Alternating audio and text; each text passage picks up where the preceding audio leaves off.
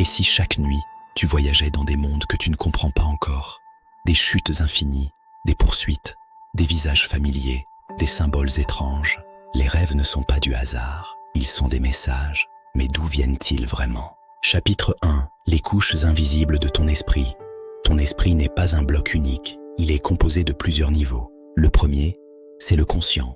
C'est ton ego, ton moi, celui qui décide, qui analyse, qui agit dans le monde réel. Juste en dessous se trouve le préconscient, un espace de stockage, souvenirs, idées, aspirations, des informations accessibles, prêtes à remonter à la surface. Mais plus profondément encore, il y a l'inconscient personnel.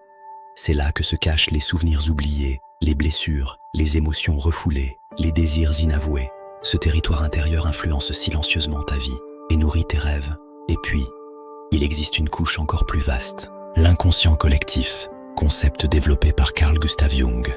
Un héritage commun à toute l'humanité, un réservoir de symboles, d'archétypes, de mythes, le héros, l'ombre, la mère, le sacrifice, la transformation.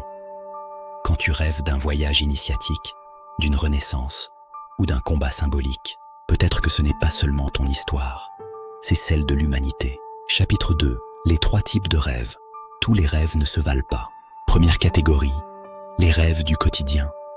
Ils viennent du préconscient. On y retrouve l'école, le travail, les retards, les examens. Deuxième catégorie, les rêves personnels. Ils viennent de ton inconscient. Le langage devient symbolique. Chaque image te parle à toi et à toi seul. Troisième catégorie, les rêves archétypaux. Plus rares, plus intenses. Ils parlent de spiritualité, de transformation, d'amour, de mort, de renaissance. Ce sont les rêves qui te marquent ta vie. Chapitre 3. Pourquoi rêve-t-on de chute, de poursuite, d'échecs? Nos rêves ressemblent souvent à des séries dramatiques. On tombe, on fuit, on échoue à un examen, on arrive en retard. Les hommes rêvent plus de confrontation et puissance. Les femmes rapportent davantage de rêves émotionnels ou relationnels. Certaines hypothèses évoquent le rôle de l'amygdale, centre cérébral des émotions. Mais une chose est sûre, le rêve amplifie ce que nous ressentons déjà. Chapitre 4. Les rêves des personnes aveugles. Fascinant. Les personnes aveugles rêvent aussi. Celles qui ont perdu la vue très jeunes rêvent en son, en sensation, en mouvement. Le cerveau ne rêve pas seulement avec les yeux. Il rêve avec la mémoire. Chapitre 5. Combien de temps passons-nous à rêver? Chaque nuit, nous rêvons environ 1h30.